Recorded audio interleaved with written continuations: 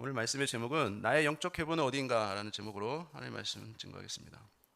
우리가 지난 주일에 나의 영적인 신앙의 계보가 어디인가, 함의 계보인가 아니면은 샘과 야벳의 계보인가 어느 쪽인가를 우리 본인들이 잘 찾아야 된다고 말씀을 드렸습니다. 그러면서 남을 비방하고 판단하고 또 정죄하고 원망 불평하고 남의 수치를 덮어주지 못하고 드러내고 악한 짓을 하는 이런 것들은 다 함의 신앙의 영적 흐름을 이어받은 것이라고 말씀드렸죠. 그래서 우리는 이러한 함의 영성을 본받지 말고 샘과 야벳처럼 하나님을 사랑하고 예수님의 구속의 은혜를 믿음으로 우리가 받아 누리고 또 복음으로 충만케 되어서 야벳처럼 현세의 복과 샘처럼 영적인 복을 우리가 계속 받아 누리면서 왕 같은 제사장의 직분을 잘 감당하는 우리 모두가 되자고 우리 말씀을 함께 나눴어요. 오늘은 특별히 노아의 아들인 셈과 함과 야벳 중에서 예수님이 오시는 족보인 이 셈의 족보를 함께 살펴보려고 합니다. 우리는 족보를 통해서 이 예수 그리스도의 구속사를 알 수 있어요. 그러니까 셈의 족보가 계속 이어짐으로써 그 족보에서 예수님이 오셔서 인류를 구원하시는 족보가 되는 것이죠. 특별히 셈의 후손들의 이름을 통해서 나타난 구속사를 통해서 나도 이 족보의 이름대로 신앙생활을 하면 좋겠다라고 생각하면서 우리에게 적용해 봤으면 좋겠습니다. 오늘 창세기 5장에 보면 아담의 계보가 나와요. 그리고 아담을 통해서 노아의 족보까지 이르게 되는데 이것이 구속사의 족보, 영적인 족보인 것이죠. 또 창세기 10장과 11장에는 노아의 자손 중에도 이 셈의 계보가 나오고 있는데 계속해서 이 구속사 족보를 셈의 계보를 통해서 이어가죠. 그래서 하나님의 계획은 항상 구속사 관점으로 기록되어 있어요. 그렇기 때문에 이 노아의 세 아들 중에도 셈의 후손을 통해서 누가 탄생해요? 나중에 그리스도가 탄생하게 되는 것이에요. 창세기 11장 10절에 보면은 셈의 족보는 이러하니라. 셈은 100세 곧 홍수 후 2년에 아르박삿을 낳았고, 우리가 12장에는 우리가 잘 아는 대로 이제 믿음의 조상 아브라함이 등장하죠.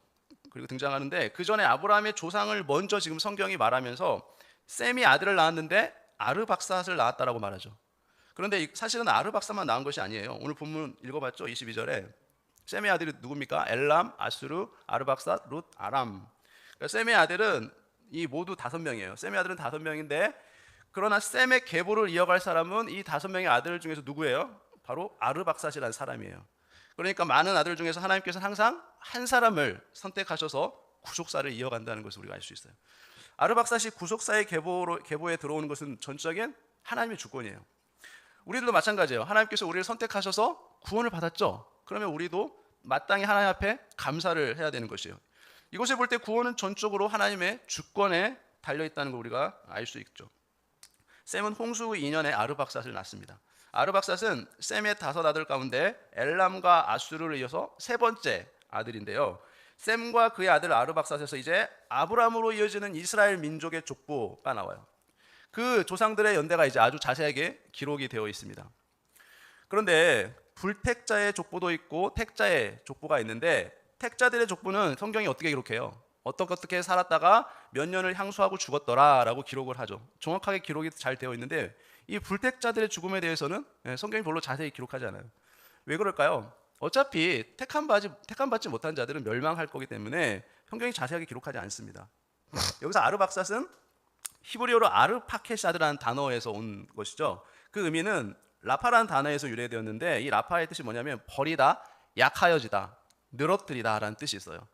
그러니까 아르박삿도 예수님의 그림자라는 것을 우리가 알 수 있는 거예요. 이름의 뜻을 보면 알 수 있어요. 예수님께서는 하나님이시지만 이 세상에 가장 약한 자로 오셨어요. 그리고 십자가에서 고난당하시고 자신의 몸이 죽어서 어떻게 됐어요? 네, 축 늘어져 있었죠. 그리고 구원받지 못한 자들이 그 예수 그리스도를 버렸어요. 십자가에서 고난당하신 예수 그리스도를 또 예수님을 따르던 무리들이 무덤에 장사 지냈죠. 예수 그리스도는 하나님께로부터 버림을 받으신 분입니다. 마태복음 27장 46절에 보면 제9시점에 예수께서 크게 소리질러 이르시되 엘리 엘리 라마 사박다니 하시니 이는 곧 나의 하나님 어찌하여 나를 버리셨나이까. 여기서 뭐라고 나와요? 예수님은 십자가에 달리셔서 하나님께 소리치면서 뭐라고 얘기해요? 나의 하나님 어찌하여 나를 버리셨나이까 라고 외치고 있어요. 그러니까 아르박삿도 이렇게 버림받으신 그 예수 그리스도를 예표하고 있다는 거죠. 또 아르박삿의 삶은 연약해서 주님을 의지하고 주님만 바라보는 삶을 살았다라는 것을 깨닫게 해주는 거예요. 이렇게 하나님은 셈의 5 아들이 있었지만 아르박삿을 선택하셔서 구속사의 맥을 이어가고 있는 것이죠. 아르박삿도 더 외모가 아르박삿보다 더 외모도 뛰어나고 능력이 많았던 사람이 그 당시에 있었을까요, 없었을까요? 많이 있었죠. 그러나 하나님은 그런 자들을 선택하지 않으셨다는 거예요. 그렇다면 우리도 마찬가지예요. 이 세상에는 여러분, 저와 여러분들보다 더 잘나고 뛰어난 사람이 있을까요, 없을까요? 많이 있어요. 그런데도 하나님은 저와 여러분처럼 연약한 자들을 하나님이 택해 주셨다는 거죠. 고린도전서 1장 27, 29절 우리 잘 아는 말씀이에요. 그러나 하나님께서 세상에 미련한 것들을 택하사 지혜 있는 자들을 부끄럽게 하려 하시고 세상에 약한 것들을 택하사 강한 것들을 부끄럽게 하려 하시며 하나님께서 세상에 천한 것들과 멸시받는 것들과 없는 것들을 택하사 있는 것들을 패하려 하시나니 이는 아무 육체도 하나님 앞에서 자랑하지 못하게 하려 하심이라 라고 말씀하죠. 그러니까 하나님께서는 세상에 미련한 것들 또 세상에 약한 것들을 통해서 그들을 택해서 강한 자들을 부끄럽게 하시는 분이에요. 그래서 결국은 뭐예요? 어떤 육체라도 하나님 앞에 자랑하지 못하게 하기 위해서 그렇게 하셨다는 거죠. 나같이 미련하고 천한 자를 선택하신 이유 하나님 앞에 자랑하지 못하게 하시려고. 잘난 것이 없기 때문에 내세울 것이 없기 때문에 우리가 하나님 앞에 자랑할 것이 없는 거예요. 하나님이 아르박삿을 선택하신 것도 그의 능력, 그의 지혜를 보고 선택한 것이 아니라 전적인 하나님의 주권, 하나님의 은혜였다는 거죠. 그렇다면 저와 여러분을 선택하신 것도 전적인 하나님의 주권과 은혜였어요. 하나님 외모를 보지 않으셨어요. 만약 외모를 보고 선택했다면 저와 여러분은 선택받지 못했겠죠. 학벌을 보지 않고 명예와 재력도 보지 않으셨어요. 아무것도 보지 않고 조건 없이 저와 여러분을 선택하셨어요. 아르박삿도 마찬가지예요. 연약해서 주님만을 따라갔던 것처럼 저와 여러분도 주님의 은혜 가운데 주님만 섬기는 그러한 자들이 되기를 바랍니다. 하나님께서는 죄인들을 구원하시는 주님의 그림자로서 아르박삿을 우리에게 보여주는 거예요. 그래서 나중에 실제로 이 누가복음에 아르박삿이 그 예수님의 족보에 등장해요. 그래서 아르박삿은 언약의 백성으로 이어진 계보로서 그 계보에서 예수님이 오십니다. 아르박삿은 35세에 셀라를 낳았어요. 그렇죠? 35세에 셀라를 낳았는데 셀라의 이름이 샬라그예요, 히브리어로. 그 단어에서 유래됐는데 보내다, 죽이다, 갚다, 풀어주다 이런 의미가 있어요. 그러니까 어떤 의미냐면 구원을 베풀어 주시며 죄악에서 풀어주셔서 모든 고통을 끊어주시는 분으로 마지막 때 하나님께로부터 보냄받은 예수 그리스도를 상징해요. 그리고 예수 그리스도를 예표하는 것이라고 우리가 생각할 수 있어요. 그래서 셀라라는 이름을 통해서 이 사람은 십자가에 고통당하신 예수 그리스도의 삶을 살았다라는 것을 우리가 말씀을 통해서 이름을 통해서 얼마든지 유추해 볼 수 있는 것이에요. 창세기 11장 14절에 보면 셀라는 30세에 에벨을 낳았고라고 말씀해요. 여기서 에벨은 에베르라는 단어에서 왔고요. 에벨이라는 단어는 아바르라는 단어에서 왔어요. 아바르의 의미가 뭐냐면 건너다, 통과하다, 왕래하다, 용서하다, 넘어가다, 끌어내다 이런 뜻에서 유래됐어요. 그러니까 에벨은 강을 건너온 자라는 뜻이 있어요. 강을 건너 우상이 있던 하란 땅을 넘어와서 알레포 지역에서 에블라 왕국을 만든 사람이 이 에벨이라는 사람입니다. 에벨은 모든 인류가 하나님을 떠나 타락해서 우상을 숭배하고 또 피조물을 창조주보다 더 섬길 때 완전히 노아 홍수 이전에 타락한 것처럼 그렇게 타락했을 때 오직 나는 하나님만 섬기겠다라고 하면서 본토 친척 아비집을 떠나 믿음으로 살기 위해 강을 건너서 통과했던 사람이 바로 이 에벨이에요. 이 에벨은 우리의 모든 죄를 용서해 주시고 또 우상을 타파시키며 죄악에서 끊어주신 예수 그리스도, 그 예수 그리스도를 예표하는 사람이 바로 이 에벨입니다. 갈대아 우르와 하란 땅에서 우상을 만들어서 섬기는 그 땅에서 우상 버리고 새로운 땅으로 이주해서 하나님을 섬겼던 에벨, 이 에벨은 바로 십자가에 달리신 예수님을 통해 선택된 백성들이 복음을 듣는 순간에 세상을 떠나고 우상을 떠나고 모든 생명 없는 종교를 떠나고 또 부모가 믿었던 세상 종교, 유교, 불교 그런 것들을 다 멀리하고 강을 건너서 하나님을 섬길 수 있도록 예수님을 통해서 우리를 연결해 준 사람이 바로 에벨이에요. 그 다음에 에벨은 34세에 누구를 낳습니까? 벨렉을 낳아요. 이 아들이 벨렉인데 이 벨렉은 바벨탑 사건하고 아주 중요한 연결고리가 있어요. 성경은 에벨의 후손, 즉 아브라함의 조상의 계보 중에 벨렉, 루, 라홀, 데라, 아브라함 이 경로를 통해서 아브라함의 직계 조상들의 이름을 이제 남기게 되는데 그것이 어디 나오냐면 역대상 1절 19절 또 누가복음 3장 35절에 예수님의 족보에 나와요. 여기 보면 벨렉이라는 이름이 나오죠. 에벨은 두 아들을 낳아 하나의 이름을 벨렉이라 했으니 이는 그때 땅이 나뉘었으며 그의 아우의 이름은 욕단이며 또 누가복음에 보면 그 위는 수르기요, 그 위는 루요, 그 위는 벨렉이요, 그 위는 헤버요, 그 위는 살라요라고 나와요. 성경은 이 바벨탑 사건 이전의 인류는 언어가 하나고 말이 하나였다라고 말하죠. 창세기 11장 1, 2절.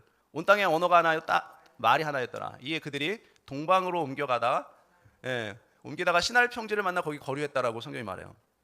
그러니까 바벨탑 이전에는 온 인류의 언어가 딱 하나였어요. 하나의 말만 사용했는데 2절에 보면 그들이 동방으로 옮기다가 시날 평지를 만나서 거기 거류했다 하죠. 시날 평지가 그 당시에는 아주 교통의 요지였어요. 동방으로 가는 길목으로서 인간의 눈에 좋아 보이는 곳, 아주 좋아 보이는 곳이 시날 평지. 그러니까 지금과 비교하면 어디일 것 같아요? 이 고층 빌딩들이 아주 질비하게 펼쳐져 있는 곳, 바로 명동. 아예 명동도 될 수 있겠고, 서울의 강남, 아주 화려한 도시, 고층 빌딩들이 화려하게 있는 강남이라고 우리가 생각하면 돼요. 그곳이 바로 이 시날 평지예요. 창세기 10장 9절 10절에 보면 그가 여호와 앞에 용감한 사냥꾼이 되었으므로 속담에 이르기를 아무는 여호와의 말에 니무롯 같이 용감한 사냥꾼이로다 하더라. 그의 나라는 시날 땅에 바벨과 에렉과 아깝과 갈레에서 시작되었으며라고 얘기해요. 그러니까 니무롯이 세운 나라가 시작된 곳이 어디예요? 바로 시날 땅이에요. 그러니까 이곳이 바로 나중에 뭐가 되냐면 바벨론이 돼요. 나중에 이 바벨론이 이제 계시록에서 음녀 타락한 교회로 이제 뜻하는데, 나중에 이 교회가 복음이 사라지게 되면 어떻게 돼요? 이 율법주의, 신비주의, 또 거짓된 이런 교리들이 교회 안에 들어올 때 교회가 타락하게 되는데, 그게 바벨론이라는 의미예요. 그래서 바벨론 나라가 시작되는 곳이 바로 이 시날 땅이에요. 바벨탑 사건 이전에는 언어와 말이 하나였어요. 그러면 홍수 이전의 최초의 언어는 여러분 어떤 언어였을 것 같아요? 홍수 이전의 최초의 언어, 아담이 사용했던 언어. 그거에 대해서는 우리가 아무도 알 수는 없어요. 아무도 몰라요. 다만 그 어원이 고대 세머에 조금 남아있다라고 학자들이 많이 얘기해요. 그래서 세머 가운데 주로 히브리어의 최초 언어의 원형을 찾아볼 수 있는데, 홍수 이전의 언어와 홍수 이후 또 바벨탑 사건 이후 흩어진 그 언어 사이에 이 변동폭이 그다지 많지 않다라는 것이죠. 이 최초의 언어는 언제 회복되냐면 우리가 알듯이 사도행전 2장에서 이 태초의 언어들이 회복되는 역사들이 일어나죠. 그러니까 창세기 11장의 언어를 하나님께서 흩어버리셨는데, 이 수만 가의 언어로 하나님께서 흩으신 그 언어가 이제 언어가 맞는 사람들끼리 모여서 나라를 이루죠. 민족을 이루는 거예요. 그런데 그 태초의 언어를 하나님께서 창세기 2장에서 오순절 마가의 다락방 그곳에서 이제 그 태초의 언어가 알아들을 수 있는 언어로 회복이 돼요. 그때 회복이 돼요. 그래서 그 당시에 마가의 다락방에 많은 사람들이 이제 모였는데 예수님의 제자들이 말하는 거를 각 지방 언어로 다 알아들어 버리죠. 그때 언어가 회복된 거예요. 자, 11장 7절 9절에 보면은, 자, 우리가 내려가서 거기서 그들의 언어를 혼잡케 하여 그들이 서로 알아듣지 못하게 하자 하시고, 여호와께서 거기서 그들을 온 지면에 흩으셨으므로 그들이 그 도시를 건설하기를 그쳤더라. 그러므로 그 이름을 바벨이라 하니 이는 여호와께서 거기서 온 땅의 언어를 혼잡하게 하셨음이니라. 여호와께서 거기서 그들을 온 지면에 ht으셨더라. 하나님께서 온 땅의 언어를 이제 혼잡케 하셨던 시대가 바로 누구 시대냐면 벨렉의 시대예요. 벨렉의 시대. 그때 일어났어요. 벨렉이 있었을 때. 아브라함의 조상 벨렉의 시대 때 아까 봤던 니무롯이 나타나서 바벨탑을 쌓고 하나님께서 언어를 흩어버리신 때가 바로 이 벨렉의 때입니다. 그래서 벨렉의 시대에 인간은 지금처럼 빠르게 세속화가 되어버려요. 홍수 심판의 교훈을 너무나 빨리 잊어버리고 다시 죄악이 관영했던 홍수 이전의 상태로 한순간에 돌아가 버리죠. 전능하신 창조주가 되시고 공의로우신 심판주가 되시는 하나님보다 피조물을 더 섬기게 돼요. 인간 중심과 세상 중심의 삶을 살게 돼요. 왜 그러한 일이 벌어집니까? 바로 이 함의 후손인 니무롯의 영향을 받아서 그렇게 돼요. 이 니무롯이 세상의 첫 용사요 용감한 사냥꾼이라고 성경은 말하고 있죠. 그런 니무롯에게 셈의 후손들이 영향을 많이 받은 것이에요. 오늘날로 말하면 교회가 세상의 영향을 너무 많이 받아서 교회가 세속화가 된 것과 똑같은 것이에요. 그러니까 니무롯은 당시에 사람들에게 이 멋진 거대한 탑을 쌓아서 탑을 쌓자고 사람들에게 얘기하고 다녔어요. 비전을 제시한 거죠. 사람들의 마음을 사로잡았던 그 당시 아주 탁월한 인본주의 지도자가 바로 이 니무롯이에요. 그래서 바벨탑은 영적인 면이나 문화적인 면에서 어떤 홍수도 이겨낼 만한 당시에 가장 견고하고 가장 과학적인 최신의 과학이 동원된 건축물이 바로 이 바벨탑이에요. 그래서 당시의 사람들의 정신적 지도자로서 사람들로 하여금 하나님을 떠나게 만들 수 있는 탁월한 능력의 소유자, 바로 니무롯이었어요. 이 니무롯은 정말 아주 남자답고 카리스마가 있는 사람이었죠. 사람들로 하여금 그의 말을 들으면 그의 말을 따르고 싶은 마음이 들 수밖에 없는 그런 지도자였어요. 만약에 우리 교회에 여러분 좋아하시는 배우 있습니까? 탤런트 있어요? 그런 만약에 배우나 탤런트가 왔다면 정말 얼굴도 엄청 잘생기고 막 매너 좋고 막 젠틀하고, 에? 찬양도 엄청 잘하고, 근데 신앙은 별로예요. 썬데이 크리스찬이에요. 주일 예배밖에 안 나요. 그것도 간신히 나와. 그리고 신앙도 막 율법주의적이에요. 에? 신앙생활은 별로 깊지가 않아요. 그러면서 신앙생활 그렇게 너무 빠지면 안 돼. 그냥 나처럼 대충 해야 돼. 신앙생활은. 그렇게 막 사람들에게 얘기하고 다녀요. 사람들 막 설득해요. 여러분 그런 배우 탤런트가 왔어요. 정말 잘생겼어요. 매력적이에요. 만약 그런 사람이 와서 여러분 유혹하면 여러분 어떻게 할까요? 넘어갈 것 같아요? 안 넘어갈 것 같아요? 안 넘어갈 것 같아요? 예, 여러분은 정말 참 신자예요. 참된 하나님의 백성이기 때문에 여러분은 안 넘어갈 거라고 생각해요. 그 당시 니무롯이 그런 탁월한 정신적 지도자였어요. 사람들을 정말 이 카리스마 넘치는 언어로 다 이렇게 자기에게 넘어오게 했어요. 그래서 하나님께서 바벨탑을 쌓는 걸 보시고 이제 사람들의 언어를 혼잡케 해서 흩어버리시죠. 그러니까 하나님이 사람을 흩으셨던 방법이 뭐예요? 바벨탑의 언어를 혼잡케 하시는 방식으로 흩으셨어요. 여러분 사람과 사람이 교제하다가 쉽게 헤어지는 이유가 있어요. 그게 뭡니까? 그게 뭔지 아세요? 바로 상대방의 말을 잘 알아듣지 못하면 금방 헤어지게 돼요. 그러니까 우리가 흔히 하는 말이 있어요. 저 사람하고 얘기하면 저 사람 전혀 말이 안 통해. 말이 내 말을 전혀 알아듣지를 못해. 너무 답답해. 그렇게 되면 어떻게 돼요? 서로 말이 안 통하면 서로 교제를 오래 할 수가 없어요. 금방 헤어질 수밖에 없어요. 그래서 바벨탑 사건 이후에 이 홍수 이전의 언어는 셈의 일부 후손들에게만 남겨졌어요. 그리고 언어는 다양해져 버리죠. 많은 언어들이 생겨요. 그래서 인류는 흩어진 언어를 따라서 나라와 민족을 구성하면서 온 세계로 흩어지게 돼요. 그 시대가 이 셈의 후손인 벨렉 시대에 함의 후손인 니무롯이 이 함의 후손의 문화와 문명 그리고 종교의 영향을 가지고 그 당시 하나님을 믿는 신앙을 다 말살시켜 버려요. 벨렉이라는 이름은 펠레그라는 단어예요. 거기서 왔는데 이 팔라그라는 단어에서 유래했어요. 팔라그의 뜻은 나누다, 구분하다, 분할하다라는 뜻이 있어요.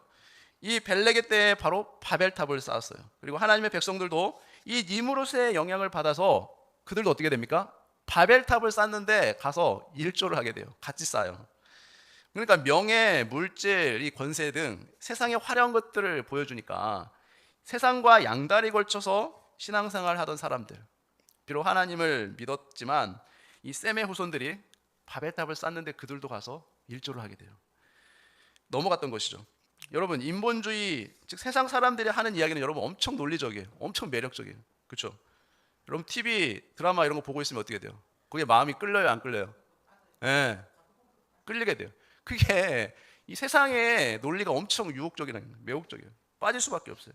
우리의 안목의 종용, 우리 이생의 자랑, 이 죄된 본성을 얼마나 알아서 자극하는지 몰라요. 우리가 조금만 방심하면 우리는 금방 그 논리에 설득하게 돼요. 빠지게 돼요. 그래서 하나님을 섬기던 셈의 후손이라 할지라도 많은 사람들이 그 바벨탑 쌓는데 몰려갔던 것이에요. 그 이후로 하나님께서 이제 언어를 혼잡케 하셨고 말을 통하지 않게 하셨어요. 그래서 벨렉의 때, 니무롯 때에 세상이 나뉘었더라라고 성경이 말하고 있어요. 그래서 이때 하나님께서는 하나님의 백성들과 이 세상 사람들을 구분시켰던 것이에요. 니무롯이 바벨탑을 쌓을 때 믿음이 없는 사람은 다 바벨탑을 쌓도록 그도 그렇게 가도록 놔두신 거예요. 하나님이 그냥. 진짜 하나님의 백성들은 셈의 후손으로 예수 그리스도의 족보로 그 당시에도 남겨놓으셨어요. 하나님께서는 이때 영적인 사람과 육적인 사람, 하나님께 택함받은 사람, 택함받지 못한 사람, 천국 백성, 지옥 백성, 그것을 어떻게 나누셨다고요? 언어를 통해서 나누신 거예요. 이것이 하나님의 의도였어요. 우리가 언어를 통해서 끼리끼리 모이죠. 교회 안에 성도들을 보면 어떻게 모여요? 끼리끼리 잘 모이죠. 왜 모일까요? 바로 언어의 소통을 통해서 서로를 이해하기 때문에 그렇게 모여요. 이런 사람이 있어요. 목사님, 내 곁에는 사람이 왜 이렇게 없을까요? 왜 자꾸 사람들이 자꾸 떠나는 것일까요? 저는 너무 외로워요. 이유가 간단해요. 뭐예요? 말이 안 통하니까 사람들이 자꾸 떠나는 거예요. 말이 안 통해서. 하나님의 말씀이 전해지면 영적인 사람과 육적인 사람이 나뉘어져요. 세상적인 얘기, 세속적인 얘기를 나누는 것을 좋아하는 사람들끼리 모이고 뭉치죠. 그리고 영적인 얘기, 신앙적인 얘기, 말씀을 통해서 은혜 받는 것들을 나누기를 좋아하는 사람들끼리 뭉쳐요. 이게 너무 자연스러운 거예요. 여러분 많이 느끼시죠? 예. 그래서 우리가 말씀을 나누면서 교제를 해보면 이 사람은 내가 앞으로 계속 만나야 될 사람인지, 예, 아니면 만나지 말아야 될 사람인지 우리는 대화를 하면서, 예, 자연스럽게 우리가 알게 되는 거죠. 참 신기하죠? 나는 왜 이 사람하고는 영적인 대화, 신앙적인 대화가 잘 되는데 저 사람하고는 왜 이렇게 대화가 안 되지? 예, 많이 느끼게 돼요. 왜냐하면 말이 통하지 않기 때문에 그래요. 우리가 흔히 하는 말로 영적인 코드가 맞지 않는 거예요. 예수 믿는 사람들은 이 바로 영적인 코드가 맞아야 서로 말이 통하는 것입니다. 그러니까 주님께서는 구원받은 사람과 구원받지 않은 사람, 거듭난 사람, 거듭나지 않은 사람을 말씀을 통해서 나누는 것이죠.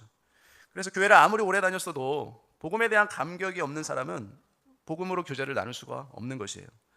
그래서 에벨은 하나님께서 심판하셔서 하나님의 백성과 세상 백성을 나누시는 그 예수님을 예표하고 있는 것이죠. 성경의 구약과 신약도 예수님이 오시기 전과 후로 예수님이 오셔서 나누시죠. 또 예수님은 무엇을 나누셨습니까? 율법과 복음을, 하나님의 의와 인간의 의를 나누시죠. 예수님이 오셔서 그것들을 나누어 버리신 거죠. 율법을 지킴으로는, 즉 인간의 의로는 구원을 얻을 수 없고 오직 예수 그리스도의 십자가의 대속의 은혜, 그것과 또 예수님이 이 땅에 인간의 몸으로 오셔서 우리를 대신해서 모든 율법의 요구를 다 지키심으로 얻으신 그 하나님의 의, 하나님의 의로서만 우리가 구원받을 수 있다는 것이에요. 그래서 주님의 진리의 말씀으로 선택된 하나님의 백성은 하나님께로 가는 것이죠. 선택받지 못한 백성은 어디로 가요? 심판을 받아서 영원한 불못으로 나뉘어지게 되는 것이에요. 여러분이 사용하는 언어는 어떻습니까? 여러분의 언어를 듣고 상대방은 어떤 반응을 하고 있습니까? 여러분의 말 한마디 한마디가 생명이 있어서 하나님의 백성을 하나님께로 인도하는 그런 언어인지, 아니면 더 이상 내 언어를 듣고 싶지 않아서 내 곁을 떠나는 그런 언어 생활을 하고 있는지 한번 생각해 보시기 바랍니다. 그래서 에벨의 시대 때 하나님께서 나누는 일을 하시는데 이 니므롯이 함의 후손으로서 세상 문화와 우상으로 세속화를 할 때, 믿음이 약한 자들이 다 하나님을 떠나고 신앙을 저버릴 때, 그들이 다 세상을 쫓아갔을 때 하나님께서 나누어 버리신 거예요. 에벨은 또 벨렉과 욕단을 낳았습니다. 창세기 10장 25절에 에벨은 두 아들을 낳고 하나님의 이름을 벨렉이라 하였으니 그때 세상이 나뉘었으며 벨렉의 아우의 이름은 욕단이며, 아브라함의 조상 벨렉보다 번성한 욕단의 후손들이 나와요. 에벨의 다른 아들인 욕단은 13명의 아들을 낳습니다. 여기 나오죠. 욕단은 알모닥과 셀렙과 하살마렉과 예라와 하도람과 우살과 디글라와 오발과 아비마엘과 스바와 오빌과 하윌라와 요밥을 낳았으니 이들은 다 욕단의 아들이며, 이들이 사는 땅은 메사에서부터 동쪽 산간지역 스발까지였죠. 성경의 말씀이에요. 이들 동족이 지금의 어느 민족을 말하고 있는지, 또 이들이 거주하고 있는 지역이 현대 어디를 말하는지는 우리가 정확하게 알 수는 없어요. 그런데 성경은 이들이 종족과 언어와 지방과 나라별로 흩어졌다라고 말하고 있어요. 창세기 10장 32절에 이들은 그 백성들의 족보에 따르면 노아 자손의 족속들이요 홍수 후에 이들에게서 그 땅의 백성들이 나뉘었더라. 그러니까 동일한 언어의 통일성을 가지고 있는 사람들끼리 모여서 민족을 형성했다는 거죠. 많은 학자들은 우리나라 한국의 뿌리가 바로 이 욕단일 것이다 라고 얘기를 해요. 그렇다고 단지파의 후손은 아니에요, 여러분. 우리 한국 민족의 형성을 연구한 많은 학자들 한 10명 중에 9명은 공통적으로 하는 말이 뭐냐면 한국의 이 뿌리를 욕단의 후손으로 보고 있어요. 네. 자, 데라, 이게 창세기 11장 27, 28절에 보면 데라의 족보는 이러하니라. 데라는 아브라함과 나홀과 하란을 낳고 하란은 롯을 낳았으며 하란은 그 아비 데라보다 먼저 고향 갈대아인의 우르에서 죽었더라. 갈대아 우르가 어디입니까? 바로 지금 이라크예요. 지금 현재 이라크 나라가 있는 지역이 갈대아 우르예요. 믿음의 조상 아브라함의 고향이 있던 지역도 이 갈대아 우르죠. 이란 동쪽 산지에서 이 많이 모여 살았던 산지족들이 있었어요. 그러니까 그들이 원래 노아의 아들인 셈의 후손들이었는데 그들을 연구해 보면 그들이 이제 나중에 인도, 티벳, 몽골 또 뭐 중국 등으로 퍼져서 이 산속에서 수천 년을 함께 모여 살았던 사람들이 바로 이들이에요. 이 산지족들이에요. 그래서 노아의 후손들이 살았던 지역은 어디였어요? 함의 자손들은 이 메소포타미아 평원 지역에 정착했어요. 그리고 야벳의 자손들은 주로 섬, 바닷가 이런 지역에 자리 잡았고, 셈의 자손들 중에 일부는 이 산에서, 아까 얘기했죠, 산에서 내려와서 우루 지방까지 내려오는 거예요. 지금 갈대아 우루죠. 인류 최초의 문명을 건설한 수메르족이 바로 이들이에요. 이 수메르어와 우리나라 말은 유사점이 많이 있다고 해요. 이 수메르 사람은 인류 최초의 기호로 발음과 뜻을 나타내는 이 쐐기 문자를 만들었는데, 이 수메르어의 말이 바로 이 셈족에서 나왔던 것이에요.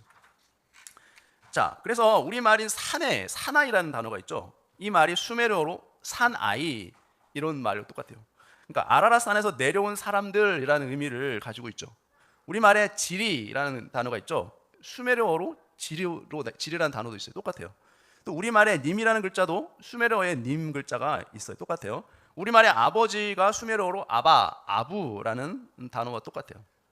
우리 말의 어순이나 문법이 이 수메르어의 어순과 문법이 거의 일치한다고 해요.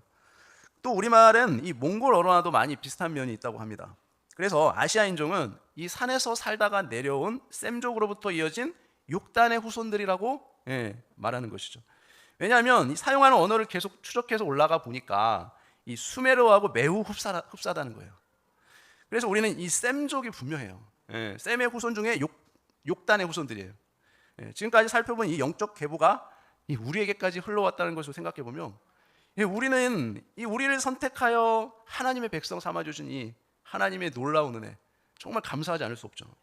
셈의 족보가 계속 이어짐으로써 이제 그 족보에서 나중에 예수님이 오셔서 인류를 구원하시는 족보가 되는 것이죠.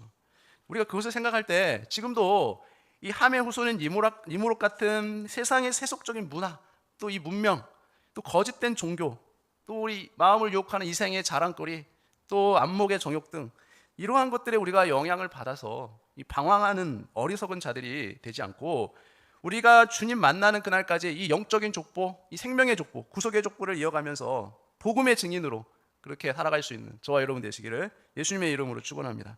기도하겠습니다. 하나님 아버지, 주님의 은혜를 참으로 감사드립니다. 오늘도 말씀을 통해서 저희들에게 은혜를 주시니 감사합니다.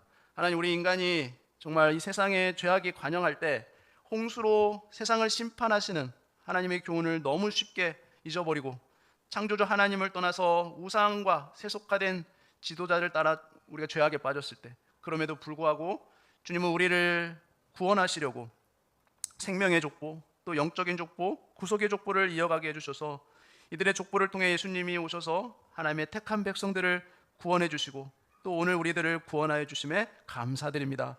주님, 우리가 죄악되고 타락한 이 세상 문화의 영향을 받아 방황하는 어리석은 자들이 되지 않도록 도와주시고, 주님 오시는 그날까지 생명의 족보를 이어가는 복음의 증인들이 되게 하여 주옵소서. 이 모든 것 예수님의 이름으로 간절히 기도합나이다. 아멘.